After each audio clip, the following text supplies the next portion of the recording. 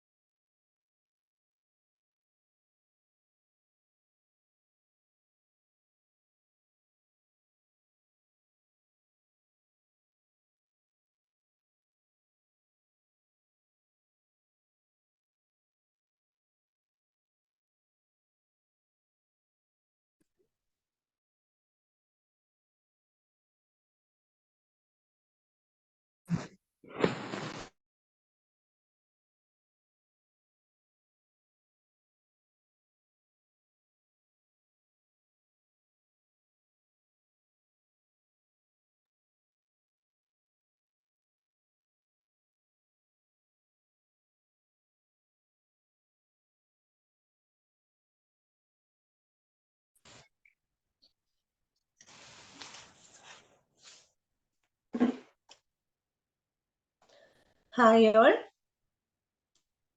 മലയാളം ക്ലാസ്സിലേക്ക് എല്ലാവർക്കും സ്വാഗതം. ഞാൻ പറയുന്നത് ക്ലിയർ ആവുന്നുണ്ടോ? കേൾക്കാൻ പറ്റുന്നുണ്ടോ? ഒരാളൊന്ന് പറയാവോ? നിമ്പിള ജോസ് ഒന്ന് പറഞ്ഞേ. ഞാൻ പറയുന്നത് നിങ്ങൾക്ക് ക്ലിയർ ആയിട്ട് കേൾക്കാൻ പറ്റുന്നുണ്ടോ? Okay okay. നമ്മൾ എവിടെ വരെ ആയിരുന്നു കഴിഞ്ഞ ക്ലാസ്സിൽ എടുത്തു നിർത്തിയത്? ഏത് ചാപ്റ്റർ വരെ ആയിരുന്നു എടുത്തു നിർത്തിയെന്ന് ഓർക്കുന്നുണ്ടോ?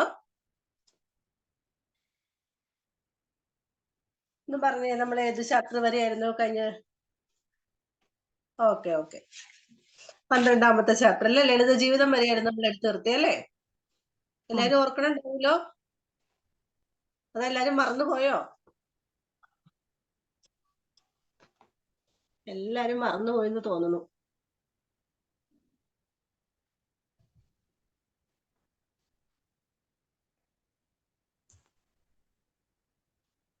സാരമില്ല, നമ്മൾക്ക്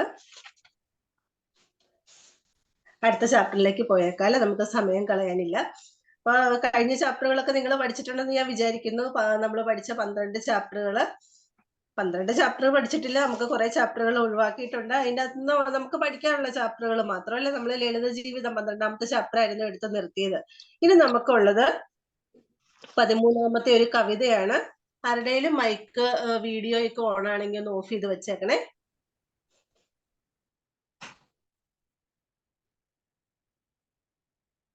ആരുടെയോ മൈക്ക് ഓൺ ആയിട്ടിരിക്കുന്നു എന്ന് തോന്നുന്നു. ഒന്ന് ഓഫ് ചെയ്ത് വെച്ചേരേട്ടോ.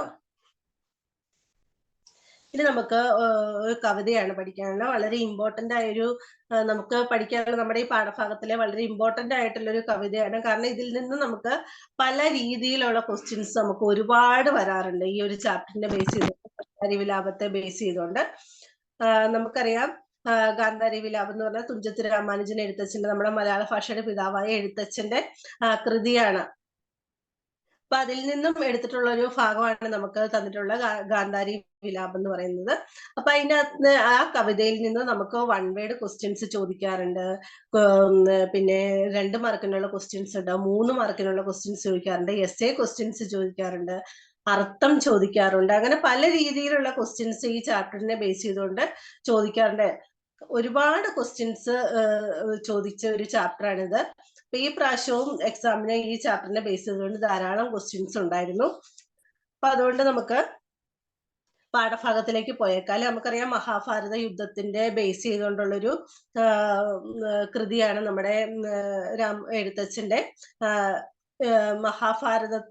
മഹാഭാരതം കിളിപ്പാട്ടിൽ നിന്ന് എടുത്തിട്ടുള്ള ഒരു ചെറിയൊരു ഭാഗമാണ് നമുക്ക് പഠിക്കാനുള്ള ഗാന്ധാരി വിലാപം എന്ന് പറയുന്ന നമുക്ക് ഈ തന്നിരിക്കുന്ന ഈ ടോപ്പിക്ക്. അപ്പൊ നമുക്കറിയാം മഹാഭാരത യുദ്ധം എന്ന് പറയുന്നത് കൗരവരുടെയും പാണ്ഡവരും തമ്മിലുള്ള യുദ്ധമായിരുന്നു.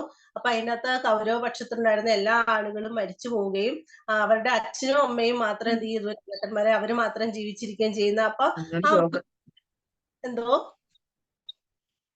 എന്നോടാണ് പറഞ്ഞത്?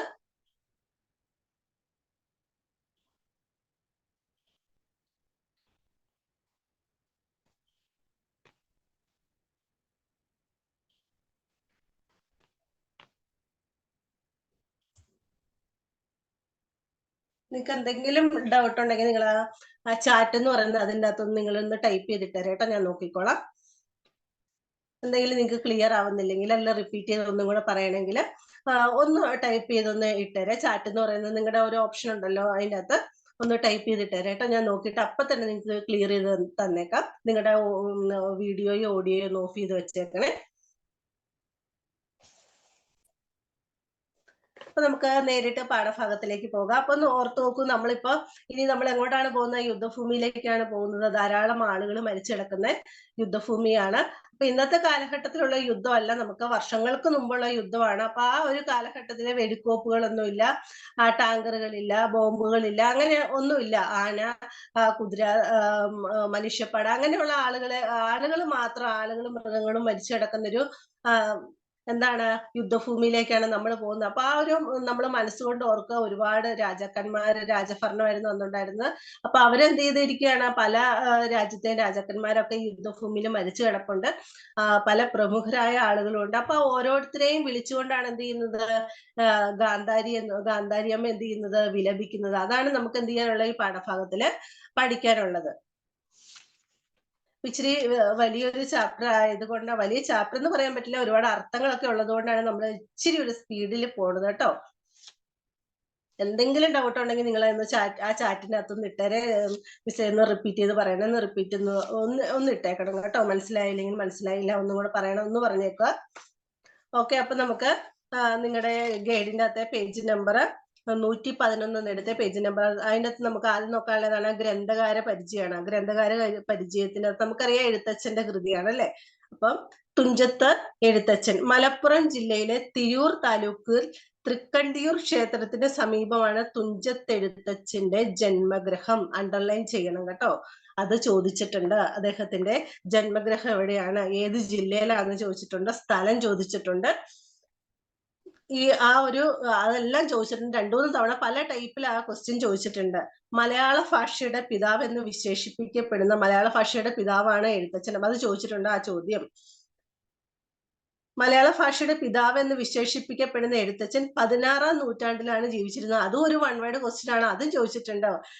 എഴുത്തച്ഛൻ ജീവിച്ചിരുന്ന കാലഘട്ടം ഏതാണെന്ന് ചോദിച്ചിട്ടുണ്ട്. 16, 17, 18 എന്ന് പറഞ്ഞുകൊണ്ട് ചോദിച്ചിട്ടുണ്ട്. 16-ാം നൂറ്റാണ്ടിലാണ്.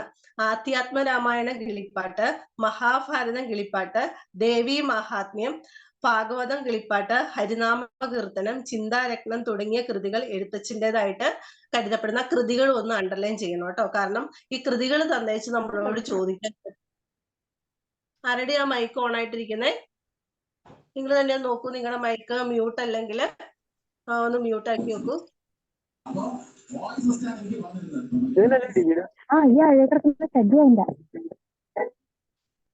ആതിര, ഭരത് ബന്നിയുടെ മൈക്ക് ഒന്ന് ഓഫ് ചെയ്തേ.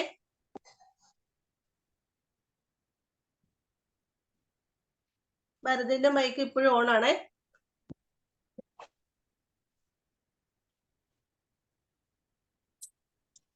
ഭരത് ബെന്നി കേൾക്കുന്നുണ്ടെങ്കിൽ മൈക്കൊന്ന് ഓഫ് ചെയ്യൂ. ഓരോട് ചോദിക്കുന്നത് ഇവിടുത്തെ ഡോണ് ഞാനാണ്. എന്താണ് പ്രശ്നം? ഞാൻ ഈ ഒരു അഡ്രസ് വെച്ചത് അതൊന്നും പറഞ്ഞിട്ട്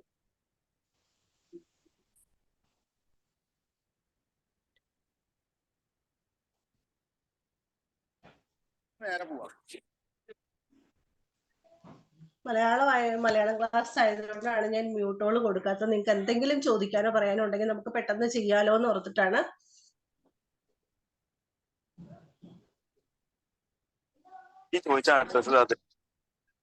ഭരത് ബെന്നി കേൾക്കുന്നുണ്ടെങ്കിൽ നിങ്ങളുടെ മൈക്കൊന്ന് ഓഫ് ചെയ്യൂ.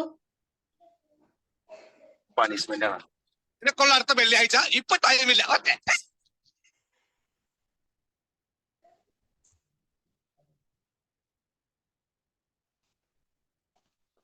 അപ്പൊ നമുക്ക് ക്ലാസ്സിലേക്ക് പോകാം. അതെല്ലാം നമ്മൾ പറഞ്ഞത് വൺ വേർഡുകളാണ് കേട്ടോ. അപ്പൊ അത് ഈ കിളിപ്പാട്ട് എന്ന് പറഞ്ഞ എന്താണ്? ആധ്യാത്മ രാമായണം കിളിപ്പാട്ട്, അല്ലെ മഹാഭാരതം കിളിപ്പാട്ട് എന്ന് പറഞ്ഞ എന്താണ്? കിളീനെ കൊണ്ട് പാടിപ്പിക്കുന്ന രീതിയിലാണ് എന്ത് ചെയ്തിരിക്കുന്നത്, എഴുതിയിരിക്കുന്നത്. എഴുത്തച്ഛൻ എന്ത് ചെയ്തിരിക്കുകയാണ്? കിളീനെ കൊണ്ട് കിളിയാണ് കഥ പറയുന്നത്. കിളി കഥ പറഞ്ഞ് എന്ത് ചെയ്യാണ്? എഴുത്തച്ഛന് കൊടുക്കുകയാണ്. അപ്പൊ എഴുത്തച്ഛൻ ആ കിളി പറയുന്നത് കേട്ടുകൊണ്ട് എന്ത് ചെയ്യാണ്? എഴുതുകയാണ്. അങ്ങനെ അതുകൊണ്ടാണ് എന്ത് ചെയ്യുന്നത്? കിളിപ്പാട്ടെന്ന പേര് വന്നേക്കുന്നത്. കിളിയെ കൊണ്ട് പറഞ്ഞ് പാടിപ്പിച്ച് എന്ത് ചെയ്യാണ്? അത് കേട്ടുകൊണ്ട് അദ്ദേഹം എഴുതുന്നതായിട്ടാണ് എന്ത് ചെയ്യുന്നത്? ഇതിൻ്റെ അകത്ത് നമുക്ക് കൊടുത്തിരിക്കുന്നത്. അതുകൊണ്ടാണ് കിളിപ്പാട്ട് എന്ന് പറയുന്നത്. അപ്പൊ നമുക്കിനി നമ്മുടെ ക്ലാസ്സിലേക്ക് പോവാം അല്ലെ. ഗാന്ധാരി വിലാപം പേജ് നമ്പർ 109 വേണമെങ്കിൽ ഒരു പേനയും ഒക്കെ എടുത്തു വെച്ചോളൂ. നമുക്ക് ഒരുപാട് അർത്ഥങ്ങളൊക്കെ ഉള്ളൊരു ഇതാണ്. അപ്പൊ നമുക്കറിയാം ഈ നമ്മുടെ ഈ ഗാന്ധാരി വിലാപത്തിൽ നമ്മുടെ ശ്രീകൃഷ്ണന് തന്നെ ഒരുപാട് അർത്ഥമുണ്ട്. അദ്ദേഹം ശ്രീകൃഷ്ണൻ എന്ന് പറയാം, അദ്ദേഹത്തിന് ഒരുപാട് പേരുകളിൽ എന്ത് ചെയ്യുന്നുണ്ട്? ഗാന്ധാരി വിശേഷിപ്പിക്കുന്നുണ്ട്. നമുക്കറിയാം കൗരവരുടെ 100 മക്കളുടെ അമ്മയാണ് ഗാന്ധാരി എന്ന് പറയുന്നത്. അപ്പൊ ആ ഗാന്ധാരിയുടെ 100 മക്കളും 100 മക്കളുണ്ടെങ്കിൽ 99 ആൺമക്കളും ഒരു മകളുമാണ് ഉള്ളത്. അപ്പം എന്താണ്? 99 ആൺമക്കളും മരിച്ചു, മകളുടെ ഭർത്താവും മരിച്ചു. അപ്പൊ ആ യുദ്ധഭൂമിയിലേക്ക് ഇവരെല്ലാം മരിച്ചു കിടക്കുന്ന മക്കളുടെ മക്കൾ മരിച്ചിട്ടുണ്ട്, ബന്ധുമിത്രാദികൾ മരിച്ചിട്ടുണ്ട്. ഇതെല്ലാം കാണാനായിട്ട് ഗാന്ധാരിയമ്മ എന്ത് ചെയ്യാണ്? യുദ്ധഭൂമിയിലേക്ക് വരുന്ന രംഗമാണ് നമുക്ക് തന്നിട്ടുള്ളത്. അപ്പൊ ആരാണ് കൂട്ടിനുള്ളത്? ശ്രീകൃഷ്ണനാണ് കൂട്ടിനുള്ളത്. അപ്പൊ ശ്രീകൃഷ്ണനോട് പറഞ്ഞുകൊണ്ടാണ് എന്ത് ചെയ്യുന്നത്? ഈ ഗാന്ധാരിയമ്മ വിലപിക്കുന്നത്. അപ്പൊ നമുക്ക് നോക്കാം. അപ്പൊ ശ്രീകൃഷ്ണനെ പല പേരിലാണ് എന്ത് ചെയ്യുന്നത്? ഇതിൻ്റെ അകത്ത് വിശേഷിപ്പിക്കുന്നത്.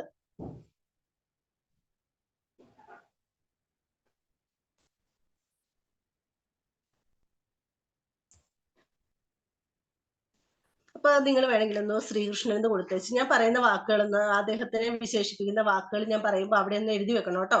അപ്പൊ നമുക്കത് കിട്ടും. പല പ്രാവശ്യം റിപ്പീറ്റ് ചെയ്ത് ചോദിച്ചിട്ടുള്ളത് കൊണ്ടാണ് ഞാൻ പറയുന്നത്. അപ്പൊ എന്ത് ചെയ്യാം? ശ്രീകൃഷ്ണൻ എന്ന് എഴുതി വെക്കൂ. ബുക്കിൻ്റെ അകത്ത് ശ്രീകൃഷ്ണൻ എന്ന് എഴുതി വെച്ച് ഒരു വരയിട്ട് വെക്കൂ. അപ്പൊ ഞാൻ പറയുന്ന വാക്കുകൾ എന്ത് ചെയ്യുക? ശ്രീകൃഷ്ണൻ എന്ന് പറയുന്നതിന്റെ അവിടെ കോമയിട്ട് എഴുതി പോകും. അപ്പൊ ഈ വാക്കുകളെല്ലാം എന്താണ്? ശ്രീകൃഷ്ണന്റെ വിശേഷണങ്ങളാണ്, അല്ലെ അദ്ദേഹത്തിന്റെ പേരിന് മറ്റുള്ള വിശേഷണങ്ങളാണ്. അപ്പൊ നമുക്ക് നോക്കാം. ഗാന്ധാരി വിലാപം. കണ്ടീലയോ നീ മുകുന്ദ, ധരണിയിലുണ്ടായ മന്നരിൽ മുമ്പൻ ഭഗദത്തൻ തൻ കരിവീരൻ അരികെ ധനുസുമായി സംക്രാന്താത്മജനെയ്ത ശരത്തിനാൽ വീണീതല്ലോ കിടക്കുന്നു ധരണിയിൽ ശോണിതവും അണിഞ്ഞയ്യോ ശിവ. അപ്പൊ എന്താണ്? ഗാന്ധാരി അമ്മ വിലപിക്കുന്നതാണ്. എന്താണ്? കണ്ടീലയോ നീ മുകുന്ദ. ആരോടാണ് ചോദിക്കുന്നത്? ശ്രീകൃഷ്ണനോടാണ്. മുകുന്ദൻ ആരാണ്? ശ്രീകൃഷ്ണനാണ്. അർത്ഥം എഴുതി വെക്കൂട്ടോ. ശ്രീകൃഷ്ണന്റെ മറ്റൊരു അർത്ഥം എന്താണ്? വാക്കിന്റെ അർത്ഥം എന്താണ്? മുകുന്ദൻ, ശ്രീകൃഷ്ണനാണ്. കണ്ടീലിയോ നീ ആരോടാ ചോദിക്കുന്നത്? കണ്ടീലിയോ മുകുന്ദ നീ കൃഷ്ണ നീ കണ്ടില്ലയോ? ധരണിയിലുണ്ടായ, ധരണി എന്താണ്? ധരണിയുടെ അർത്ഥം എന്താണ്? ഭൂമിയാണ് അല്ലെ. അപ്പൊ ധരണിയിലുണ്ടായ മന്നരിൽ, മന്നൻ എന്നാണ്? മന്നൻ എന്ന് പറഞ്ഞാൽ ആരാണ്? രാജാവാണ്. അപ്പൊ ധരണിയിലുണ്ടായ മന്നരില് രാജാക്കന്മാരിൽ മുമ്പിലുള്ള ആരാണ്? ഭഗദത്തൻ എന്ന് പറഞ്ഞ രാജാവാണ്. ഈ ഭൂമിയിലുണ്ടായ രാജാക്കന്മാരിലെ ഏറ്റവും ബലവാനും ഏറ്റവും ശ്രേഷ്ഠനായ രാജാവ് എന്ന് പറയുന്നത് ആരാണ്? ഭഗദത്തനാണ്. അപ്പൊ ഒന്നാമത്തെ ആളെന്ന് ഓർത്ത് വെച്ചോളൂ കേട്ടോ. അപ്പൊ ആദ്യമായിട്ട് നമ്മുടെ ഗാന്ധാരിയമ്മ കണ്ടതാണ് ഭഗദത്തൻ എന്ന് പറയുന്നത് രാജാവ്. ധരണിന്റെ മീനിങ് എന്താ വരുന്നത്? ധരണി ഭൂമിയാണ് കേട്ടോ.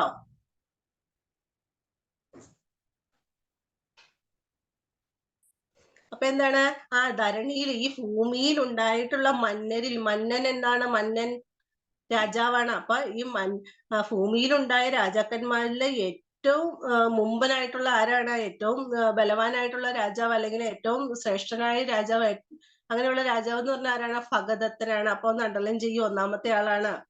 തൻ കരിവീരനരികെ എവിടെയാ കിടക്കുന്നത്? അദ്ദേഹം മരിച്ചു കിടക്കുന്നത് എവിടെയാണ്? കരിവീരൻ. കരി എന്താണ്? കരി ആരൊക്കെ നമ്മൾ പറയുന്ന കരിയെന്ന് കേട്ടോ. നമ്മള് അല്ലാത്ത കരിയല്ല. കരി എന്ന് പറഞ്ഞാൽ ആരെയാ വിശേഷിപ്പിക്കുന്നത്? കരി എന്ന് പറഞ്ഞാൽ ആനയാണ് കേട്ടോ.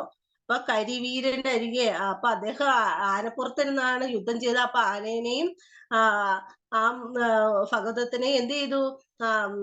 നമ്മുടെ ധനുസ് എന്ത് ചെയ്തു? അമ്പ് കൊണ്ടിട്ടാണ് അദ്ദേഹം എന്ത് ചെയ്തത്? നിലത്ത് വീണ് കിടക്കുന്നത്, മരിച്ചു കിടക്കുന്നത്. ആരാണ് അയച്ചത്? സംക്രാത്മജൻ എഴുത ശരത്തിനാണ്. ആരാണ്? അർജുനനാണ്. ആത്മജൻ എന്ന് പറയുന്ന ആരാണ്? സംക്രാത്മജൻ എന്ന് പറഞ്ഞ ആരാണ്? അർജുനനാണ് കേട്ടോ. ഒന്ന് അണ്ടർലൈൻ ചെയ്യൂ അത്. അപ്പൊ അർജുനൻ എഴുത ശരത്താലാണ്, ശരം കൊണ്ടിട്ടാണ് ആര് കിടക്കുന്നത്? ശരം എന്ന് പറയുന്ന അമ്പാണ്. അമ്പ് തറച്ചിട്ടാണ് ആര് കിടക്കുന്നത്? ഭഗദത്തൻ ധരണിയിൽ അല്ല ഭൂമിയിൽ വീണ് മരിച്ചു കിടക്കുന്നത്. അപ്പൊ ഒന്നാമത്തെ ആളായി. അപ്പൊ ശ്രീകൃഷ്ണനോട് പറയുക, അല്ലയോ ശ്രീകൃഷ്ണ, അങ്ങ് കണ്ടോ ദേ ഈ ഭൂമിയിലുണ്ടായ രാജാക്കന്മാരിലെ ഏറ്റവും ബലവാനും അല്ലെ ശ്രേഷ്ഠനായ രാജാവായിരുന്നു ഭഗദത്തൻ. അദ്ദേഹം കണ്ടോ ദേ മരിച്ച അദ്ദേഹത്തിന്റെ ആനയുടെ തൊട്ടടുത്ത് എന്ത് ചെയ്യാണ്? അദ്ദേഹത്തിന്റെ വില്ലും പിടിച്ചുകൊണ്ട് അദ്ദേഹം എന്ത് ചെയ്യാണ്? മരിച്ചു കിടക്കുകയാണ്. എങ്ങനെയാ മരിച്ചു കിടക്കുന്നത്? ശോണിതവും അണിഞ്ഞല്ലോ. ശോണിതം എന്താണ്? ശോണിതം എന്ന് പറഞ്ഞു കഴിഞ്ഞാല് രക്തമാണ്, ചോരയാണ്. ചോരയ്ക്കാ നമ്മൾ എന്ത് പറയാ? ശോണിതം. അപ്പൊ ഈ അമ്പ് കൊണ്ട് തറച്ച് അവിടെ എന്താണ് ആ മുറിവിലൂടെ എന്ത് ചെയ്യുന്നുണ്ട്? രക്തം വന്ന് മൊത്തം രക്തത്തിൽ കുളിച്ചാണ് എന്ത് ചെയ്യുന്നത്? ഈ രാജാവ് മരിച്ചു കിടക്കുന്നത്. അപ്പൊ ഒന്നാമത്തെ ആളെ നമ്മള് കണ്ടു. അപ്പൊ അത് കണ്ടുകൊണ്ട് നമ്മുടെ ഗാന്ധാരിയമ്മ എന്ത് ചെയ്യണം? വിലപിക്കുകയാണ്. നിങ്ങൾ മനസ്സിലോർക്കുക, നമ്മൾ എവിടെയാണ് പോയി നിൽക്കുന്നത്? ഒരു യുദ്ധഭൂമിയിലാണ്. അപ്പൊ അവിടെ ആളുകൾ മരിച്ചു കിടക്കുന്നത് നമ്മുടെ മുന്നിലൂടെ നമ്മൾ എന്ത് ചെയ്തിരിക്കുകയാണ്? കണ്ടുകൊണ്ടേ ഇരിക്കുകയാണ്. ഇനി അടുത്തത്, അത് ഒരാൾ മരിച്ചു കിടക്കുന്നതാണ്. ഇനി അടുത്ത ആളുടെ അടുത്തേക്ക് വരികയാണ്.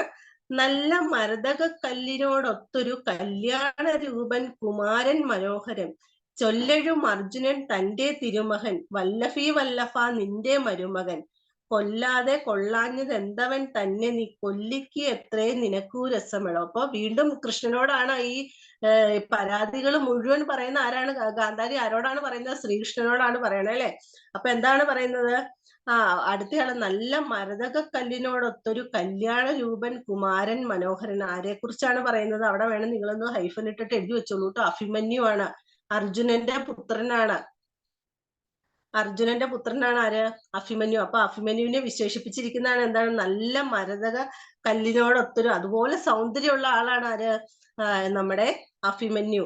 അപ്പൊ അഭിമന്യു എന്നുള്ള പേര് നമുക്ക് അവിടെ തന്നിട്ടില്ല. അപ്പൊ അർജുനന്റെ പുത്രൻ ആരാണ്? അഭിമന്യു ആണ്.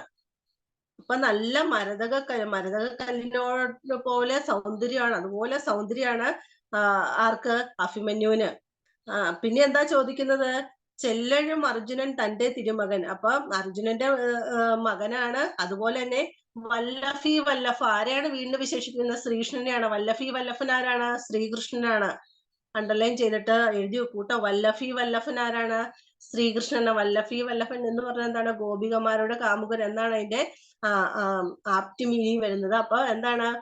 വല്ലഭി വല്ലഭ നിന്റെ മരുമകനല്ലേ. അപ്പൊ വല്ലഭി വല്ലഭൻ എന്താണ്? കൃഷ്ണ നിന്റെ മരുമകനല്ലേ. അപ്പൊ അർജുനൻ വിവാഹം കഴിച്ചിരിക്കുന്ന ആരെയാണ്? ശ്രീകൃഷ്ണന്റെ പെങ്ങളെയാണ്, സഹോദരിയാണ്. അപ്പൊ അതുകൊണ്ട് തന്നെ എന്താണ്? ശ്രീകൃഷ്ണന്റെ മരുമകനാണ് ആര്? അഭിമന്യു. അല്ല, അത് തന്നെ. അപ്പൊ എന്താണ്? കൊല്ലാതെ കൊള്ളാഞ്ഞത് എന്തവൻ തന്നെ നീ കൊല്ലിക്ക് എത്രയും നിനക്ക് രസപ്പെടും. അപ്പൊ അപ്പൊ ചോദിക്കുന്നത് എന്താണ്? നിന്റെ മരുമകനെങ്കിലും നിനക്ക് രക്ഷിച്ചു കൂടായിരുന്നോ കൃഷ്ണ?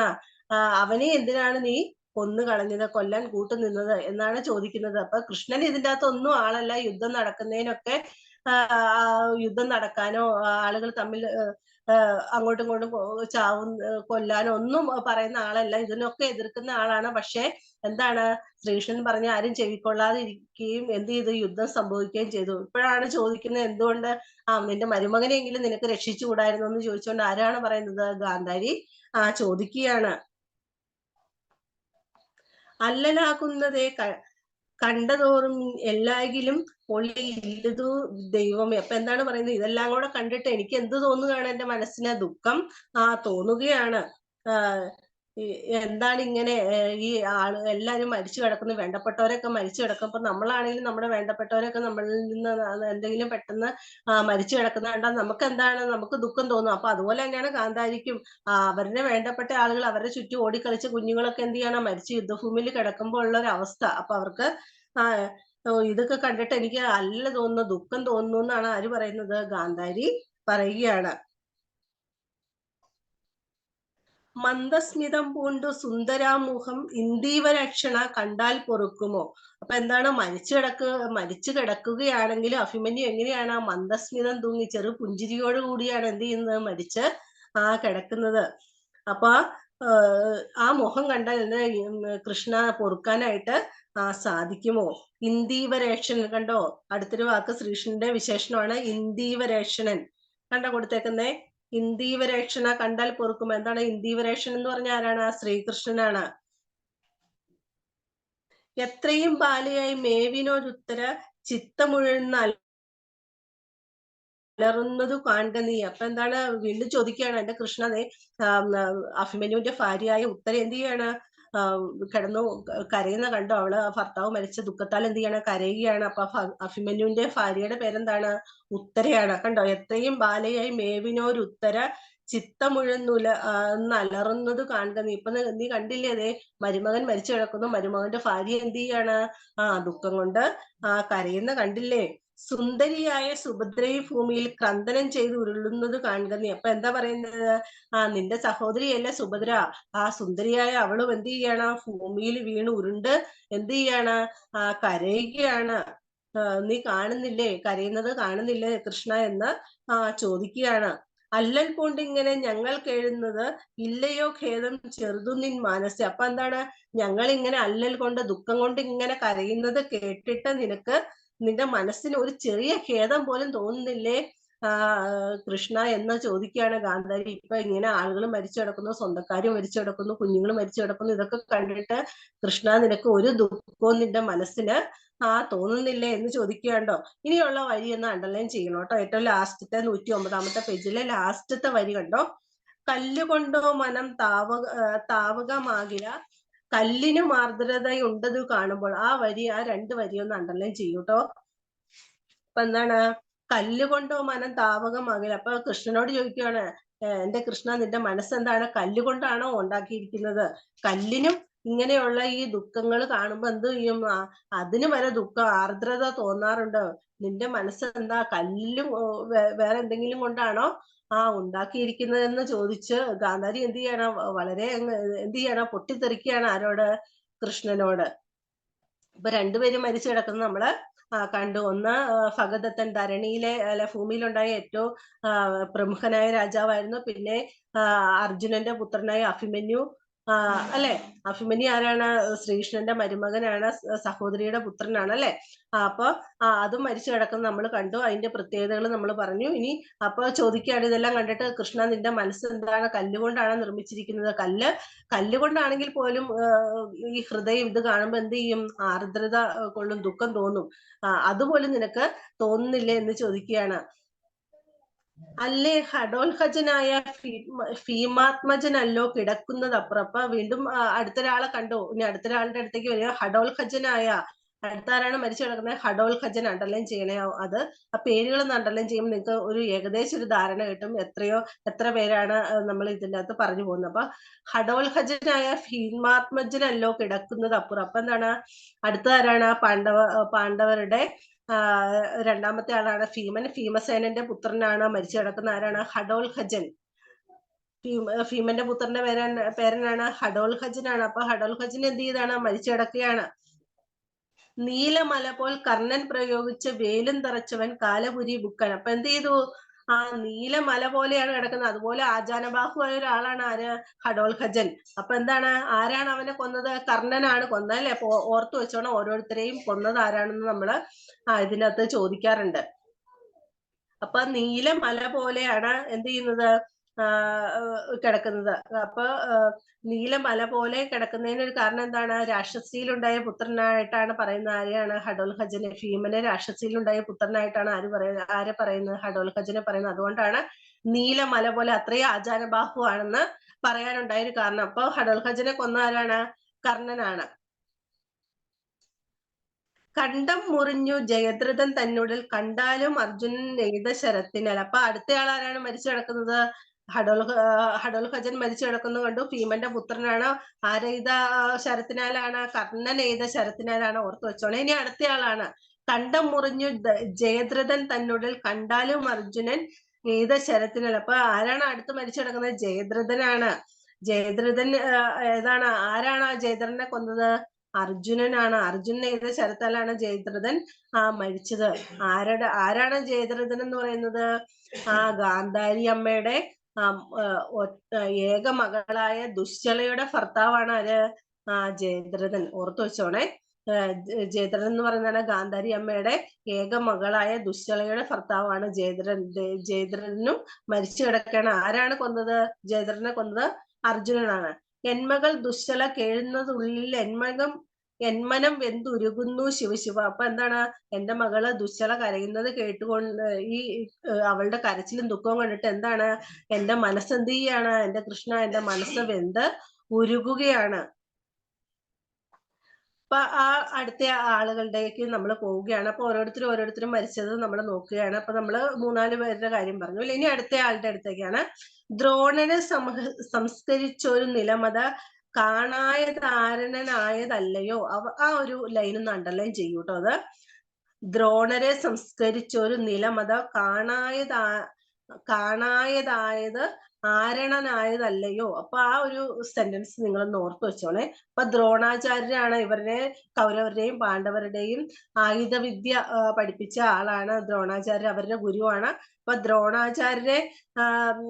ദ്രോണാചാര്യ യുദ്ധത്തിൽ മരിച്ചു പോകുന്നുണ്ട്. അപ്പൊ ദ്രോണാചാര്യരെ മൃതദേഹം കാണാനില്ല. പക്ഷെ എന്താണ്? അദ്ദേഹത്തെ സംസ്കരിച്ചിരിക്കുകയാണ്. അദ്ദേഹത്തെ എന്ത് ചെയ്തു?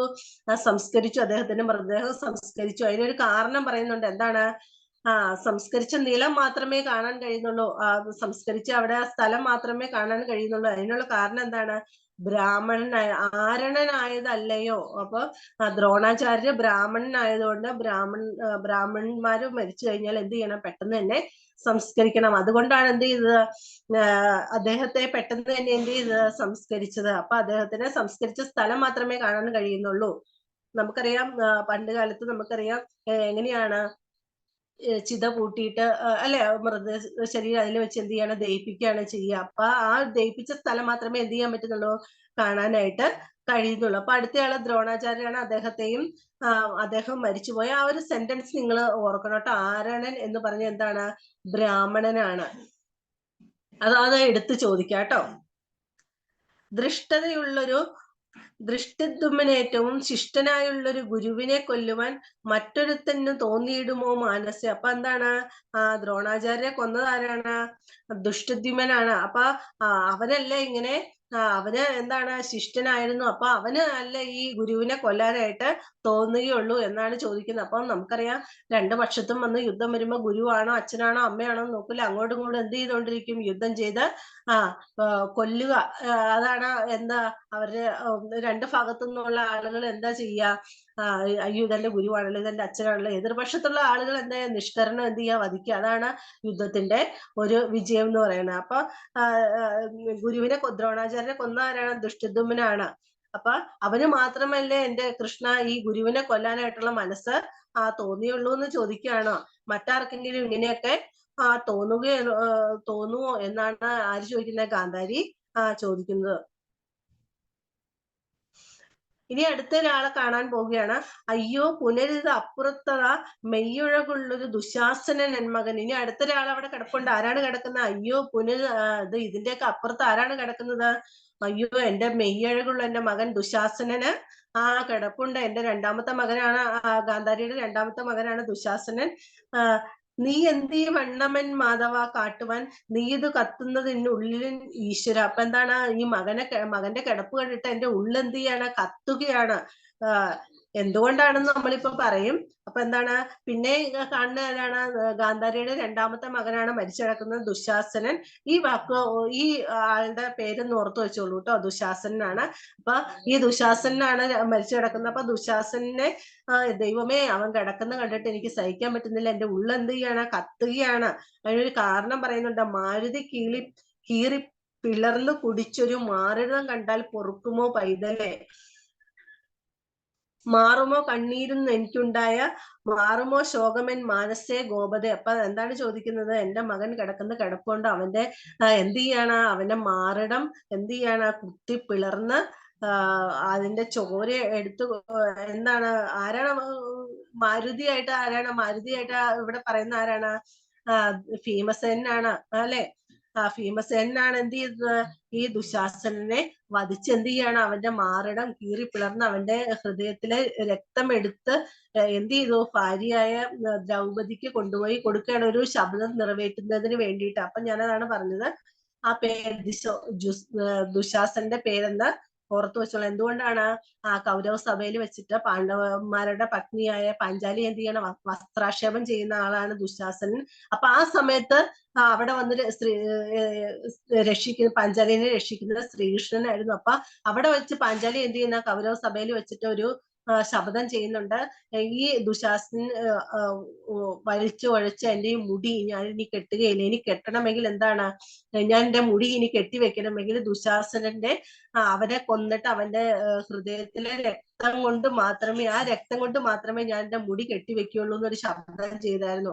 അപ്പൊ ഭാര്യയുടെ ശബ്ദം നിറവേറ്റുന്നതിന് വേണ്ടിയിട്ടാണ് യുദ്ധഭൂമിയിൽ വെച്ചിട്ട് ഈ ദുശാസനെ വധിച്ച് അവന്റെ ഹൃദയം കീറി പിളർന്ന് എന്ത് ചെയ്തത്? നമ്മുടെ ഭീമസേനൻ കീറി പിളർന്ന് വെച്ചിരിക്കുന്നതായിട്ട് പറയുന്നത്. എന്തിനു വേണ്ടിയിട്ടാണ്? ഭാര്യയായ പാഞ്ചാലിയുടെ ശബ്ദം നിറവേറ്റുന്നതിന് വേണ്ടിയിട്ട്. ഇനി അടുത്തയാളാണ് പറയുന്നത്, എന്റെ മകൻ ദുര്യോധനൻ തന്മകൻ തന്റെ ശരീരമല്ലതോ ദയാനിധ. ഇനി അടുത്തയാൾ ആരാണ് കിടക്കുന്നത്? എന്റെ മകൻ ദുര്യോധനൻ. എന്റെ മകന് ദുര്യോധനാണ്, മൂത്തപുത്രൻ ദുര്യോധനാണ്. അപ്പൊ ദുര്യോധനന്റെ മകൻ ആരാണ്? ദുര്യോധനന്റെ മകനാണ് അവിടെ കിടക്കുന്നത്. അയ്യോ, അവന്റെ ശരീരമല്ലേ? ആരാണുള്ള? ലക്ഷണമുള്ളൊരു പൈതലാം എന്നോട് ലക്ഷ്മണ നീയും ചതിച്ചതോ ഞങ്ങളെ. അപ്പൊ ദുര്യോധനന്റെ പുത്രൻ ആരാണ്? ലക്ഷ്മണനാണ്. അപ്പൊ ലക്ഷ്മണനും എന്ത് ചെയ്തിരിക്കുകയാണ്? മരിച്ചുപോയി. അപ്പൊ ഓരോരുത്തരും മരിച്ചത് നമ്മള് ഇങ്ങനെ ഒന്ന് ഓർത്തു വെക്കണം കേട്ടോ. ഓരോരുത്തരും മരിച്ചത് എങ്ങനെയാണ്? ചില ആളുകൾ മരിച്ചത് ആരാണ് കൊന്നതെന്ന് നമ്മളോട് പറഞ്ഞിട്ടുണ്ട്, ചിലരുടെ പറയുന്നില്ല. അപ്പൊ ആരാണ് കൊന്നത് ചിലരെ ചോദിക്കാറുണ്ട്, അത് ഓർത്തു വെച്ചോളൂ. അപ്പൊ ലക്ഷണമുള്ളൊരു പൈതലെന്നുണ്ടെല്ലാം ചെയ്യും. ലക്ഷണമുള്ളൊരു പൈതലായിട്ട് ആരെയാണ് പറയുന്നത്? ലക്ഷ്മണനാണ്. കണ്ണുകൊണ്ട് ഇങ്ങനെ കാണണം എന്നത് ഉണ്ണികളെ എനിക്ക് എന്തിനു തോന്നുവാൻ. അപ്പൊ എന്താണ്? അത്രയും നാള് യുദ്ധഭൂമിയിലേക്ക് വരാതിരുന്ന ഗാന്ധാരിക്ക് അന്നേരം തോന്നുകയാണ് യുദ്ധഭൂമിയിൽ വന്നത് ഈ രംഗങ്ങളൊക്കെ ഒന്ന് കാണണം. ഇപ്പൊ തോന്നുകയാണ്, എന്തിനാണ് എന്റെ മനസ്സിൽ ഇങ്ങനെ തോന്നിയത്, എനിക്ക് ഈ യുദ്ധഭൂമിയിൽ വന്നതൊക്കെ എന്ന് കാണണമെന്ന് തോന്നാനായിട്ട്. ഇനി അടുത്തൊരാളാണ് കിടക്കുന്നത്. അപ്പൊ ഓരോരുത്തരും കിടക്കുകയാണ്. ഇപ്പൊ നമ്മൾ ആരെയാണ് കാണുന്നത്? ദുര്യോധനന്റെ പുത്രനായ ലക്ഷ്മണൻ മരിച്ചു കിടക്കുന്നതായിട്ട് കാണുന്നത്. ലക്ഷ്മണന്റെ ഏറ്റവും വലിയ പ്രത്യേകത എന്താണ്? ലക്ഷണമുള്ളൊരു പൈതലായിട്ടാണ്. ലക്ഷണമുള്ളൊരു പൈതൽ എന്ന് പറഞ്ഞാൽ ആരാണെന്ന് ചോദിക്കുക, അതാരാണ്? ലക്ഷ്മണനാണ്. ലക്ഷ്മണൻ ആരാന്ന് ചോദിക്കാം? ദുര്യോധനന്റെ പുത്രനാണ്. അടുത്ത ആള് മരിച്ചു കിടപ്പുണ്ട്, നമുക്ക് നോക്കാം. കർണനാമങ്കന അധിപൻ എന്നുടെ ഉണ്ണികൾക്ക് ഏറ്റവും പ്രധാനനായുള്ളവൻ. അപ്പൊ ഇനി അടുത്ത ആരാണ് മരിച്ചു കിടക്കുന്നത്? കർണനാണ്. അങ്കന രാജ്യത്തിന്റെ അധിപനാണ്. അങ്കന രാജ്യത്തിന്റെ രാജാവാണ് ആര്? കർണൻ. എന്റെ ഉണ്ണികൾക്ക് ഏറ്റവും പ്രധാനനായുള്ളവൻ. അണ്ടർലൈൻ ചെയ്യൂട്ടോ അത്. ഉണ്ണികൾക്ക് ഏറ്റവും പ്രധാനനായുള്ളവൻ വൺ വേർഡ് ക്വസ്റ്റ്യൻ ആണ്. ഉണ്ണികൾക്ക് ഏറ്റവും പ്രധാനനായുള്ളവൻ ആരാണ്? കർണനാണ്. അവിടെ തന്നെ എഴുതി വെക്കൂ, പുസ്തകത്തിൽ തന്നെ പെൻസിൽ വെച്ചിട്ടൊന്ന് എഴുതി വെക്കൂ. നിങ്ങൾക്ക് വേറെ എങ്ങും എഴുതി വെക്കേണ്ട, പുസ്തകം എടുത്തു വെക്കുമ്പോ തന്നെ നിങ്ങൾക്ക് അറിയാലോ. അപ്പൊ ഉണ്ണികൾക്ക് ഏറ്റവും പ്രധാനനായുള്ളവൻ ആരാണ്? കർണനാണ്. എപ്പോഴും നിങ്ങൾ തെറ്റിച്ചു വെക്കുന്നതാണ്. ഒന്നുകിൽ ഉണ്ണികൾക്ക് ഏറ്റവും പ്രധാനമായുള്ളവൻ അർജുനൻ എഴുതി വെക്കാറുണ്ട്. എപ്പോഴും എല്ലാവരും തെറ്റിച്ചു വെക്കുന്ന ഒരു ക്വസ്റ്റ്യൻ ആണത്. ഇപ്പൊ എങ്ങനെയാ കിടക്കുന്നതെന്ന് നോക്കിയേ. കുണ്ടലമറ്റതാ വേറെ കിടക്കുന്നു, ഗണ്ഡസ്ഥലമതാ പിന്നെയും മിന്നുന്നു. അപ്പൊ എന്താണ് കുണ്ടലം, കവച കുണ്ടലങ്ങളൊക്കെ അല്ലെ, കാതിലെ കർണാഭരണങ്ങളൊക്കെ എന്ത് ചെയ്ത് ഇരിക്കുകയാണ്, എല്ലാം വേർപെട്ട് കിടക്കുകയാണ്. ഗണ്ഡസ്ഥലമതാ പിന്നെയും മിന്നുന്നു. കവിളിലെ ഗണ്ഡസ്ഥലം ഏതാണ്? നമ്മുടെ ഈ കവിളിലാണ് നമ്മൾ എന്ത് പറയാ, ഗണ്ഡസ്ഥലം എന്ന് പറയാ. ഓർത്തോളൂ, നമ്മുടെ കവിൾത്തടത്തിനാണ് നമ്മൾ എന്ത് പറയാ, ഗണ്ഡസ്ഥലം എന്ന്. അപ്പൊ ഈ കവചകുണ്ടലങ്ങളൊക്കെ ചാടി പോയെങ്കിലും എന്താണ്, അദ്ദേഹത്തിന് അതുപോലെ സൗന്ദര്യമുള്ള ഒരാളാണ് ആരെന്ന് പറയാ, കർണനും നല്ല സൗന്ദര്യമുള്ള ആളാണ്. അപ്പൊ അദ്ദേഹത്തിന്റെ കവിള് മരിച്ചു കഴിഞ്ഞിട്ട് എന്ത് ചെയ്താണ്, നല്ല തിളങ്ങിക്കൊണ്ടിരിക്കുകയാണ്. അതുപോലെ സൗന്ദര്യമുള്ള ഒരാളാണ് ആരെന്ന് പറയാ, കർണൻ. വില്ലാളികൾ മുമ്പനായവൻ തന്നെ വില്ലിത വേറെ കിടക്കുന്നത് ഈശ്വര. അപ്പൊ എന്താണ്, വില്ലാളി വീരനാണ് അല്ലെ. അപ്പൊ വില്ലാളികളിൽ മുമ്പനായിട്ടുള്ള ആളായിരുന്നു നമ്മുടെ കർണൻ. അപ്പൊ അവന്റെ വില്ലും അതാ എന്ത് ചെയ്തു, വില്ലൊക്കെ മാറി വേറെ കിടക്കുകയാണ്. കണ്ടാൽ മനോഹരനായവൻ തന്നുടൽ കണ്ടാലും അമ്പോടും നായും നരികളും ചെന്നു കടിച്ചു വലിക്കുന്നതിങ്ങനെ വന്നത് എന്തൊരു കാരണം ദൈവമേ. അപ്പൊ എന്താണ്, ഇത്രയും സുന്ദരനായ കർണൻ അല്ലെ മരിച്ചു കിടക്കുകയാണ്, വില്ലൊക്കെ അമ്പും വില്ലൊക്കെ വേറെ കിടക്കുന്നു. അപ്പം ഇത്രയും മനോഹരനായിട്ടുള്ള ഇവന്റെ ശരീരം എന്ത് ചെയ്യണം, നായും നരികളും ഒക്കെ എന്ത് ചെയ്യണം, കടിച്ചു വലിച്ച് ഭക്ഷണമാക്കുകയാണ്. ഇങ്ങനെ വരാനായിട്ട് എന്താണ് കാരണം ദൈവമേ എന്ന് ഓർത്തുകൊണ്ട് എന്ത് ചെയ്യാണ്, ഇങ്ങനെ നമ്മുടെ ഗാന്ധാരി വിലപിക്കുകയാണ്. അപ്പോ എത്ര സുന്ദരനായിരുന്നു, എത്ര നല്ല ആളായിരുന്നു കർണൻ. ദാനശീലനാണ് കർണൻ. എന്ത് ചോദിച്ചാൽ എന്ത് ചെയ്യും, ദാനം ചെയ്യുന്ന ആളാണ് കർണൻ. അത്രയ്ക്കും നല്ലൊരു മനസ്സിന്റെ ഉടമയായി കർണന്റെ മൃതശരീരം എന്ത് ചെയ്യണം, നായും നരികളൊക്കെ കടിച്ചു വലിക്കുകയാണ്. നരി എന്ന് പറഞ്ഞാൽ എന്താ, നരി ആരാണ്, കുറുക്കനാണ് കേട്ടോ. അപ്പൊ നായും നരിയൊക്കെ കടിച്ചു വലിക്കുന്നത് എങ്ങനെയാണ്, ഇതിന്റെ കാരണം എന്താണ് ദൈവമേ എന്ന് ചോദിച്ചുകൊണ്ട് എന്ത് ചെയ്യാണ്, വീണ്ടും വീണ്ടും എന്ത് ചെയ്യാണ്, ഗാന്ധാരി കരയുകയാണ്. അടുത്തത് അണ്ടർലൈൻ ചെയ്യണേ. പൂരിച്ച ഹേതത്താൽ കരം മടിയിൽ ചേർത്ത് ഭൂരിശ്രവാവിൻ പ്രണയിനി കേഴുമ്പോൾ. അതൊന്ന് ചോദിക്കാറുണ്ട്, പല തവണ ചോദിച്ചിട്ടുണ്ടാണ്. പൂരിച്ച ഹേതത്താൽ കരം മടിയിൽ ചേർത്ത് പിടിച്ച് ഭൂരിശ്രവാവിൻ പ്രണയിനി കേഴുമ്പോ, ഭൂരിശ്രവാവിന്റെ പത്നി എങ്ങനെയാണ് കരയുന്നതെന്ന് ചോദിച്ചിട്ടുണ്ട്. ആ ഒരു ചോദ്യം ചോദിച്ചിട്ടുള്ളതാണ് പല തവണ. അപ്പൊ ഭൂരിശ്രവാവിന്റെ പത്നി എങ്ങനെയാണ് കരയുന്നത്, വർദ്ധിച്ച ദുഃഖത്തോടെ ഭർത്താവിന്റെ കയ്യ മടിയില് ചേർത്ത് പിടിച്ചുകൊണ്ടാണ് എന്ത് ചെയ്യുന്നത്, അവരിരുന്ന് വിലപിക്കുന്നത്. ഓർത്തു വെച്ചോളെ, ഭൂരിശ്രവാവിന്റെ പത്നി കരയുന്നത് എങ്ങനെയാണ്. ആ ഒരു ചോദ്യം ഒരുപാട് തവണ ചോദിച്ചിട്ടുണ്ട്, അതുകൊണ്ടാണ്. ഇപ്പൊ എന്താണ്, വർദ്ധിച്ച ദുഃഖത്തോടെ എന്ത് ചെയ്യാണ്, മടിയിൽ ചേർത്ത് പിടിച്ചുകൊണ്ടാണ് എന്ത് ചെയ്യുന്നത്, അവര് കരയുന്നത്. ഇനി അടുത്ത ആളാരാണ്, ഉന്മൂലനാശന കാരണനായി. ഇപ്പൊ പറഞ്ഞത് ഒന്നുകൂടെ പറഞ്ഞു. പൂരിച്ച ഹേതത്താൽ കരം മടിയിൽ ചേർത്ത് ഭൂരിശ്രവാവിൻ പ്രണയിനി കേഴുമ്പോൾ, അതല്ലേ? അതെ. അപ്പൊ ആ ഒരു ചോദ്യം എങ്ങനെയാ ചോദിക്കാന്ന് വെച്ചാല്, ഭൂരിശ്രവാവിന്റെ ഭാര്യ അല്ലെങ്കിൽ പത്നി കരയുന്നത് എങ്ങനെയാണെന്നാണ് ചോദിക്കുക. അപ്പൊ എങ്ങനെയാണ്, ഭർത്താവ് മരിച്ചു കിടക്കുകയാണ്. അപ്പൊ ഭർത്താവിന്റെ കയ്യ് ഭാര്യ അവരുടെ മടിയിലേക്ക് എടുത്തു വെച്ചുകൊണ്ടാണ് എന്ത് ചെയ്യുന്നത്, കരയുന്നത്. അത്രേ ഉള്ളൂ. മനസ്സിലായോ? ഓക്കെ. ഇനി അടുത്തയാള്, ഉന്മൂലനാശന കാരണനാകിയ ദുർമതി വീരൻ ശകുനിയുടെ ഉടൽ പക്ഷികൾ തങ്ങൾക്ക് ഭക്ഷണമാക്കിനാൽ ഭക്ഷണമായുള്ളതു കണ്ടീലയോ ഹരോ. അപ്പോ എന്താണ്, ഇനി അടുത്ത ആളാരാണ്, ശകുനിയാണ്. ശകുനി ആരാണ്, നമ്മുടെ ഗാന്ധാരിയുടെ സഹോദരനാണ്. ഈ മഹാഭാരത യുദ്ധം നടക്കാനുള്ള ഏറ്റവും പ്രധാന കാരണക്കാരൻ ആരാണ്, ശകുനിയാണ്. അപ്പൊ എന്താണ് ശകുനി, എന്താണ് പകിടകളിയിൽ എന്ത് ചെയ്യാണ്, കള്ളക്കളി എടുത്തുകൊണ്ടാണ് എന്ത് ചെയ്യുന്നത്, പാണ്ഡവരെ തോൽപ്പിക്കുകയും വനവാസത്തിന് അയക്കുകയും യുദ്ധത്തിലേക്ക് നയിക്കുകയും ഒക്കെ ചെയ്തത്. അപ്പൊ ഗാന്ധാരി തന്നെ പറയാണ്, ഈ നാശങ്ങൾക്കൊക്കെ കാരണമായിട്ടുള്ള ആളാരാണ്, ശകുനിയാണ്. അപ്പൊ ഈ ശകുനിയുടെ ഉടല് പക്ഷികൾ ഭക്ഷണമാക്കുന്നത് കാണുമ്പോൾ കൃഷ്ണ നിനക്ക് സന്തോഷം തോന്നുന്നുണ്ടല്ലോ അല്ലേ എന്ന് ചോദിക്കുകയാണ്. സഹോദരനാണ്, പക്ഷെ ഈ പ്രശ്നങ്ങൾക്കെല്ലാം കാരണക്കാരനായ ആളാണ്. അപ്പൊ അതുകൊണ്ട് തന്നെ ഈ അയാളുടെ ശകുനിയുടെ മൃതശരീരം പക്ഷികൾ കടിച്ചു വലിക്കുന്ന കാണുമ്പോൾ നിനക്ക് സന്തോഷം തോന്നുന്നുണ്ടല്ലേ എന്ന് എന്ത് ചെയ്യാണ്, ഒരു ഇതിലോട് കൂടി എന്ത് ചെയ്യാണ്, കൃഷ്ണനോട് ചോദിക്കുകയാണ്. ഹരേ, കണ്ടോ, ഹരേ എന്ന് പറഞ്ഞാൽ ആരെയാണ് വിശേഷിപ്പിക്കുന്നത്, ശ്രീകൃഷ്ണനെയാണ്. ഇനി അടുത്ത ആളുടെ അടുത്തേക്ക് പോവുകയാണ്. ഉണ്ണി മകനെ ദുര്യോധന തവ പൊന്നിൻ കിരീടവും ഭൂഷണജാലവും ഉമ്പർക്കോണത്തൊരു വമ്പും പ്രതാപവും ഗംഭീരമായൊരു ഭാവവും ഭംഗിയും ഇട്ടുകളഞ്ഞുടൻ എത്രയും എന്നെയും ഇഷ്ടമായിടും പിതാവിനെ തന്നെയും പെട്ടെന്ന് ഉപേക്ഷിച്ചു പോയിക്കൊണ്ടതെങ്ങു നീ. അപ്പൊ എന്താണ്? പൊട്ടുന്നത് എന്മനം കണ്ടിയിലെയോ മഹോ. അപ്പൊ എന്താണ്? ഇനി അടുത്ത ആരാണ്? ആ യുവരാജാവായ ദുര്യോധനാണ് മരിച്ചു കിടക്കുന്നത്. അപ്പൊ ദുര്യോധനന്റെ ആ പ്രത്യേകതകളാണ് പറയുന്നത്. അപ്പൊ ദുര്യോധനന്റെ പ്രത്യേകതകൾ എന്തൊക്കെയാണെന്ന് നമുക്ക് നോക്കാം.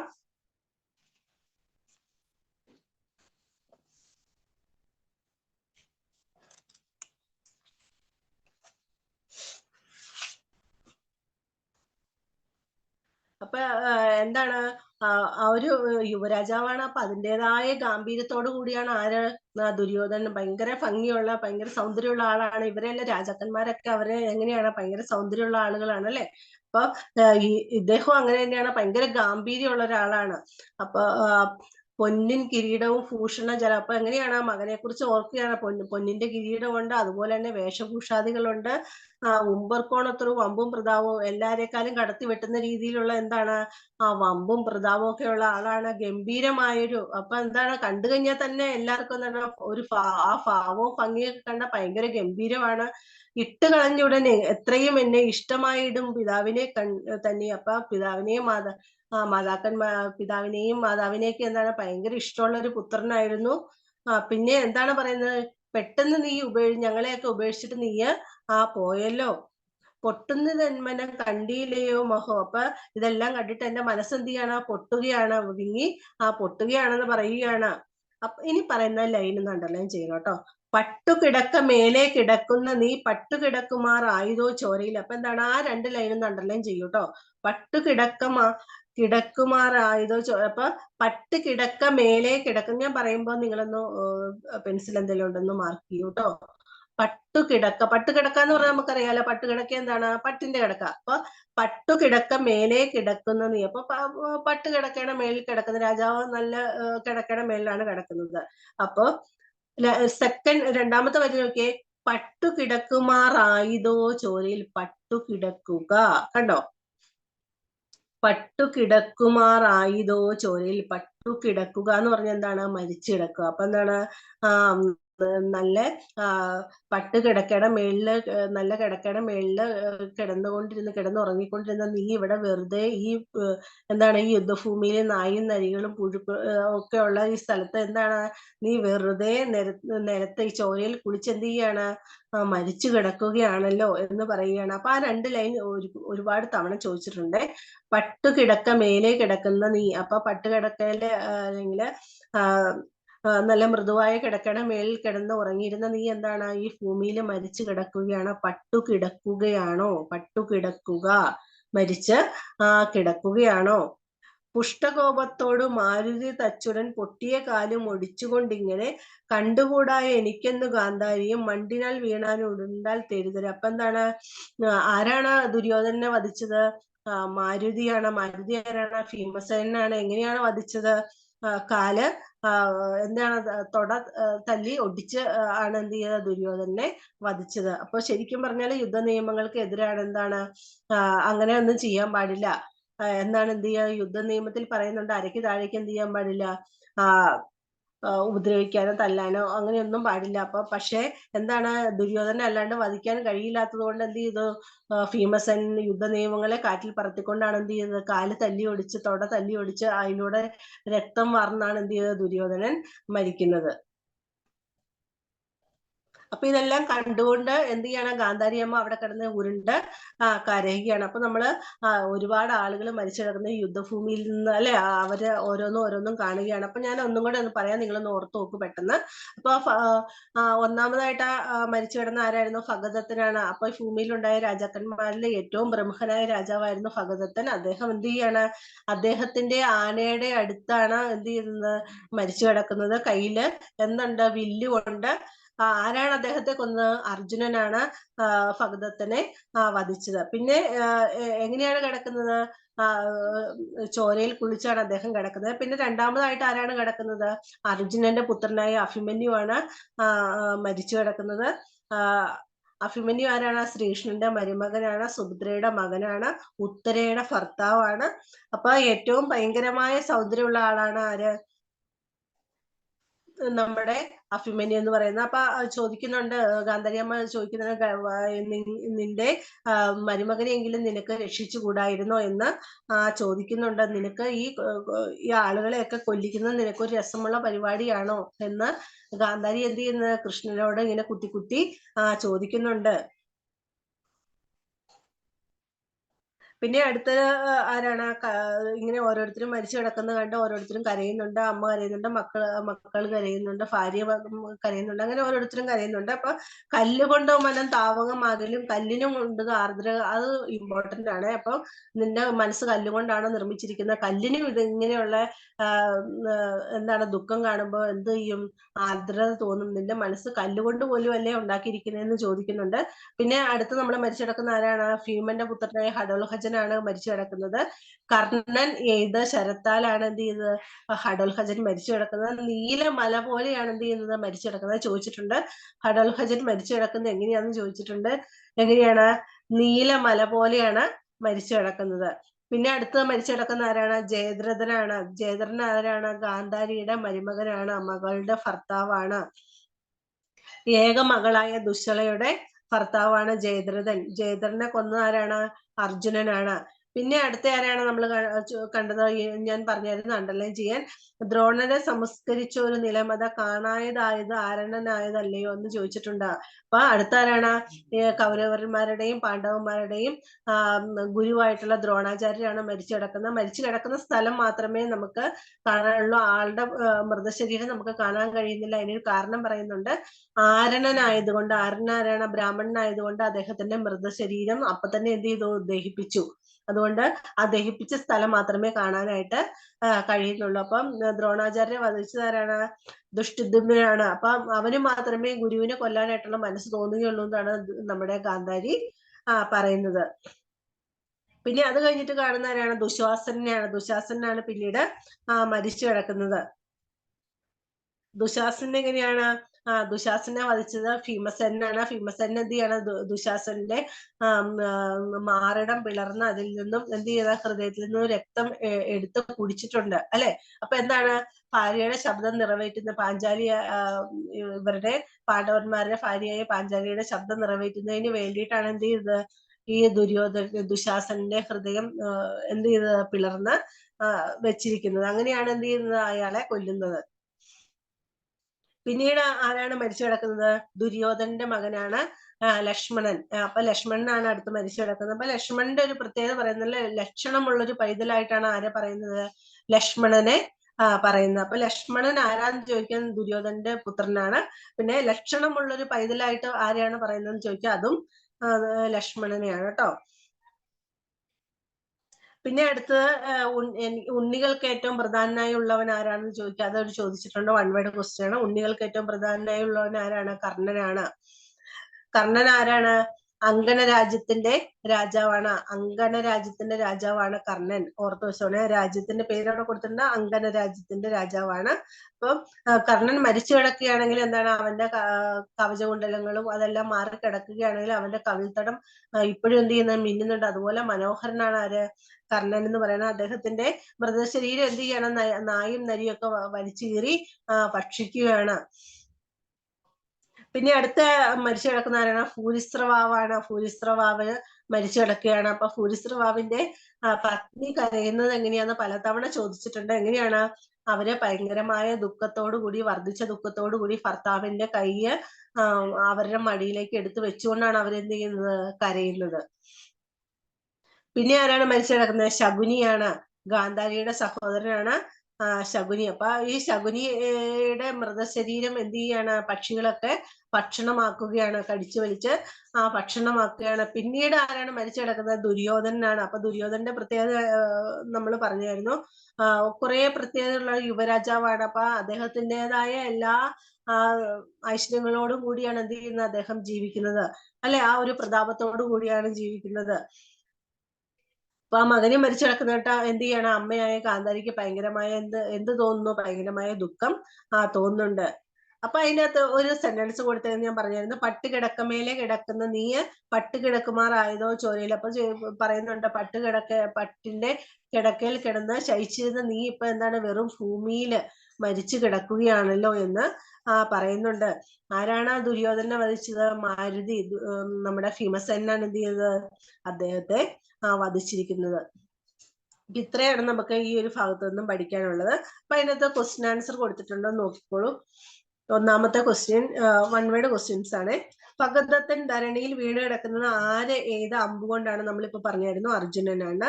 ഇന്ദീവരക്ഷൻ ആരാണ്? ശ്രീകൃഷ്ണനാണ്.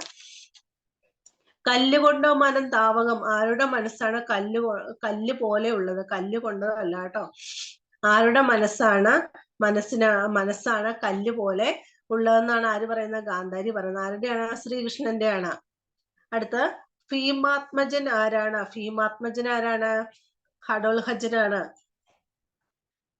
അടുത്തത് ഭൂരിശ്രവാവിന്റെ പത്നി കരയുന്നത് എങ്ങനെയാണ്? ഞാൻ പറഞ്ഞില്ല, 2-3 തവണ പറഞ്ഞൊരു ക്വസ്റ്റ്യൻ ആണ്. വർദ്ധിച്ച ദുഃഖത്തോടെ കരം മടിയിൽ ചേർത്തുകൊണ്ട്. എല്ലാം ടിക്ക് ചെയ്ത് പോണേ, എല്ലാം പലതവണ ചോദിച്ചിട്ടുള്ളതാണ്. 6ാമത്തെ ക്വസ്റ്റ്യൻ പുനരതിന് പിരിച്ചെഴുതേണ്ടത് എങ്ങനെ? പുന അധികം അതിന്. കണ്ടോ, അത് ടിക്ക് ചെയ്യണം. അങ്ങനത്തെ ക്വസ്റ്റ്യൻസ് ചോദിക്കും. ഒരുപാട് ക്വസ്റ്റ്യൻസ് ഉണ്ട് അങ്ങനെ ചോദിക്കുന്നത്. ഉണ്ണികൾക്ക് ഏറ്റവും പ്രധാനമായി ഉള്ളവൻ ആരാണ്? കർണൻ. ഉണ്ണികൾക്ക് ഏറ്റവും പ്രധാനമായി ഉള്ളവൻ ആരാണ്? കർണനാണ്. ഘടോത്കചൻ കിടക്കുന്നത്, ഘടോത്കചൻ ആരാണ്? ഭീമന്റെ പുത്രനാണ് അല്ലെ. നീലമല പോലെയാണ് ഘടോത്കചൻ കിടക്കുന്നത്. ലക്ഷ്മണനെ എങ്ങനെയാണ് ഗാന്ധാരി വിശേഷിപ്പിക്കുന്നത്? കല്യാണ രൂപനായിട്ട്. അങ്ങനെയും പറയാട്ടോ. ലക്ഷണമുള്ള പൈതലായിട്ടും പറയാം, കല്യാണ രൂപനായിട്ടും പറയാം, രണ്ടായിട്ടും പറയാം. ഇനി അടുത്തൊരു ചോദ്യം കണ്ടോ. കൊല്ലിക്ക് എത്ര നിനക്ക് രസമുണ്ടോ? ഗാന്ധാരി കൃഷ്ണനോട് ഇങ്ങനെ പറഞ്ഞതിന്റെ പൊരുള് എന്താണ്? അപ്പൊ നമ്മള് പറഞ്ഞായിരുന്നു അല്ലെ. അപ്പൊ ഓരോരുത്തരും മരിച്ചു കിടക്കുന്ന കാണുമ്പോൾ അല്ലെ, ശ്രീകൃഷ്ണന്റെ മരുമകനായ അഭിമന്യു മരിച്ചു കിടക്കുന്ന ആ സന്ദർഭത്തിലാണ് കൊല്ലിക്ക് എത്ര നിനക്ക് രസമുണ്ടോ എന്ന് പറഞ്ഞുകൊണ്ട് ചോദിക്കുന്നത്. നിന്റെ മരുമകനെങ്കിലും നിനക്ക് രക്ഷിക്കാൻ പാടില്ലായിരുന്നോ കൃഷ്ണ എന്ന് ചോദിക്കുന്നത്. അപ്പൊ ഈ കൊല്ലിക്ക എന്ന് പറയുന്നത് നിനക്കൊരു രസമുള്ള പരിപാടിയാണോ എന്നാണ് ആര് ചോദിക്കുന്നത്? ഗാന്ധാരി ശ്രീകൃഷ്ണനോട് ചോദിക്കുന്നത്. കല്ലിന് ആർദ്രത ഉണ്ടത് കാണുമ്പോൾ, അല്ലെ, ഇങ്ങനെ ആളുകള് മൃതശരീരം എല്ലാം കണ്ട സ്ത്രീജനങ്ങളും ആളുകളും ഒക്കെ ഇങ്ങനെ വിലപിക്കുന്ന കാണുമ്പോൾ, ഈ ഭീകര ദൃശ്യങ്ങളൊക്കെ കാണുമ്പോൾ നിന്റെ മനസ്സിന് യാതൊരു ദുഃഖവും തോന്നില്ലേ? അല്ലെ, ഞങ്ങൾക്ക് ഇങ്ങനെയൊക്കെ കാണുമ്പോൾ എന്ത് തോന്നുവാണ്? ദുഃഖം തോന്നുന്നുണ്ടല്ലോ. കൃഷ്ണ, നിനക്ക് ഇതൊന്നും കണ്ടിട്ട് നിന്റെ മനസ്സിന് ദുഃഖം തോന്നില്ലേ? കല്ല് പോലും ഇത്തരം രംഗങ്ങൾ കണ്ട അലിയും. അത്ര പോലും അലിവില്ലാത്തവനാണോ നീ എന്നൊക്കെ ചോദിച്ചുകൊണ്ടാണ് കൃഷ്ണനെ എന്ത് ചെയ്യുന്നത്? ഗാന്ധാരി അധിക്ഷേപിക്കുന്നത്. ദ്രോണനെ സംസ്കരിച്ചൊരു നിലമത കാണായതായത് ആരണനായതല്ലയോ? ഈ വരിയിൽ ആരണൻ എന്ന് ഉപയോഗിച്ചതിന്റെ സൂചന എന്താണ്? ഞാൻ പറഞ്ഞായിരുന്നു. ആരണൻ എന്ന് പറഞ്ഞ എന്താണ്? ബ്രാഹ്മണനാണ്. ബ്രാഹ്മണനായതുകൊണ്ടാണ് അദ്ദേഹത്തെ എന്ത് ചെയ്തത്? പെട്ടെന്ന് തന്നെ സംസ്കരിച്ചത്. കണ്ട, കൊടുത്തിരിക്കുന്ന കണ്ടോ, നമ്മളെ എഴുതുന്ന അതേ രീതിക്കാണ് കൊടുത്തിരിക്കുന്നത്. ഷോർട്ടസ് ആയിട്ടാണ് കൊടുത്തിരിക്കുന്നത്. അപ്പൊ ഷോർട്ടസ് എഴുതുമ്പോൾ നമ്മൾ എന്ത് വേണം? ഏത് പാഠഭാഗത്തിൽ നിന്നാണ്, ആരുടെ കൃതിയാണ് എന്ന് വേണം. കണ്ടോ, തുഞ്ചത്ത് രാമാനുജൻ എഴുത്തച്ഛന്റെ മഹാഭാരതം കിളിപ്പാട്ടിൽ നിന്നുള്ള പാഠഭാഗമാണ് എന്ന് പറഞ്ഞേച്ചാണ് എന്ത് ചെയ്യുക? ബാക്കി ഭാഗം നമ്മൾ എഴുതുന്നത്. കർണൻ മരിച്ചു കിടക്കുന്ന കവി ചിത്രീകരിച്ചിരിക്കുന്നത് എങ്ങനെയാണ്? വീണ്ടും അതുപോലെ തന്നെയാണ് അല്ലെ. അദ്ദേഹം മരിച്ചു കിടന്നിട്ട് കവിൾത്തടത്തിലെ തിളക്കത്തിന് ഒരു കുറവും സംഭവിച്ചില്ല. വില്ലാളി വീരനായ കർണന്റെ വില്ലം വേറൊരു സ്ഥലത്ത് കിടക്കുന്നു. കാഴ്ചയിൽ സുന്ദരനായിട്ടുള്ള അവന്റെ ശരീരം നായും നരിയും കടിച്ചു വലിക്കുകയാണ്. ഇപ്രകാരമാണ് കർണൻ മരിച്ചു കിടക്കുന്ന രംഗം കവി ചിത്രീകരിച്ചിരിക്കുന്നത്. ശകുനിയുടെ ശരീരം പക്ഷികൾ ഭക്ഷണമാക്കുന്നത് ശ്രീകൃഷ്ണന്റെ ഹിതമായിരിക്കുമെന്ന് ഗാന്ധാരി പറഞ്ഞതിന്റെ പൊരുള് എന്താണ്? അപ്പൊ നമ്മൾ പറഞ്ഞായിരുന്നു, ഈ യുദ്ധം നടക്കാനുള്ള ഒരു കാരണക്കാരനായിട്ടുള്ള ആരായിരുന്നു? ശകുനിയായിരുന്നു അല്ലെ. മഹാഭാരതം കിളിപ്പാട്ടിലെ സ്ത്രീ പർവ്വത്തിൽ നിന്നുള്ള എടുത്തിട്ടുള്ളതാണ് നമ്മുടെ ഈ പാഠഭാഗം. ധർമ്മപുത്രനെ അല്ലെങ്കിൽ യുധിഷ്ഠിരനെ ചൂതുകളിൽ ചതിച്ചു തോൽപ്പിച്ചത് ശകുനിയായിരുന്നു. ഇദ്ദേഹത്തിന്റെ ഇത്തരം പ്രവൃത്തികൾ മൂലം കുരുക്ഷേത്ര യുദ്ധമുണ്ടായി. ഈ വിധത്തിൽ ദുർബുദ്ധിയും ചതിയനുമായ ശകുനിയുടെ ശരീരം പക്ഷികൾക്ക് ആഹാരമായി തീരുന്നത് കൃഷ്ണന് ഇപ്രകാരം ഇഷ്ടകരമായ കാഴ്ചയായിരിക്കുമെന്നാണ് ഇവിടുത്തെ സൂചന. പിന്നെ 15ാമത്തെ ടിക്ക് ചെയ്യണം കേട്ടോ. പട്ട് കിടക്കമേലെ കിടക്കുന്ന നീ പട്ട് കിടക്കുമാറായതോ ചോരയിൽ. അപ്പൊ രണ്ടിന്റെയും വ്യത്യാസം ചോദിച്ചിട്ടുണ്ട്. പട്ടുകിടക്കുക. കണ്ടോ, അത് രണ്ടിന്റെയും വ്യത്യാസങ്ങൾ കൊടുത്തിട്ടുണ്ട്. അത് ഇമ്പോർട്ടന്റ് ആയിട്ട് ഇട്ടത്. പട്ടുകിടക്കയിൽ മാത്രം കിടന്ന് ശീലിച്ച ദുര്യോധനൻ വീണ് എന്ത് ചെയ്യണം? മരിച്ച് കിടക്കുകയാണ്. കണ്ട എസ് എ ക്വസ്റ്റ്യൻ ചോദിച്ചേക്കുന്നുണ്ട്. യുദ്ധത്തിന്റെ ഭയാനത ഗാന്ധാരി വിലാപത്തെ ആസ്പദമാക്കി വിശദീകരിക്കുക ചോദിച്ചിട്ടുണ്ട്. ഒരു അതിന്റെ എല്ലാം തന്നിട്ടുണ്ട്. ഇൻട്രൊഡക്ഷൻ പാർട്ടുണ്ട്, വിവരണമുണ്ട്, കൺക്ലൂഷൻ തന്നിട്ടുണ്ട്. അപ്പം ഈ ഒരു എസ് എ നന്നായിട്ട് പഠിച്ചു വെക്കണേ. പല രീതിയിലായിരിക്കും എസ് എ ക്വസ്റ്റ്യൻസ് ചോദിക്കുക.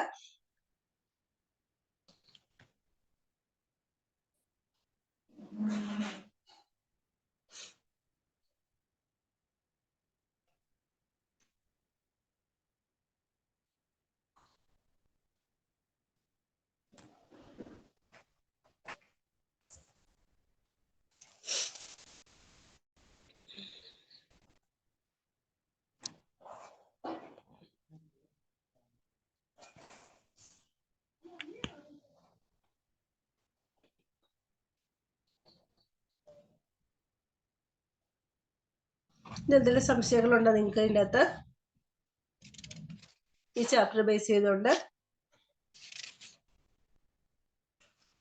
എന്തെങ്കിലും സംശയങ്ങളുണ്ടോ? ചോദിച്ചോ.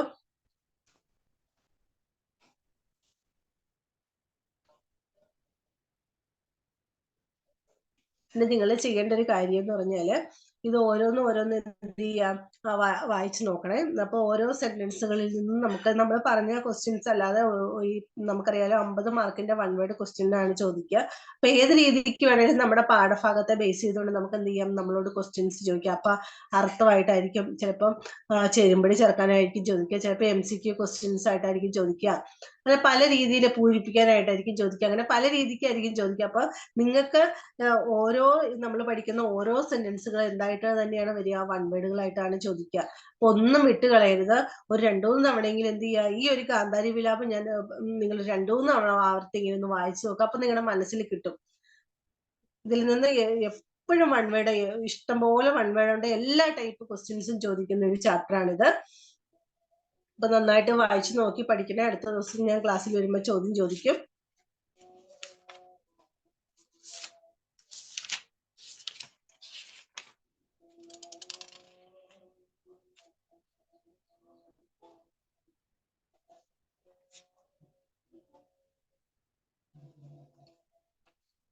നമുക്ക് അവസാനിപ്പിച്ചേക്കാം അല്ലെ?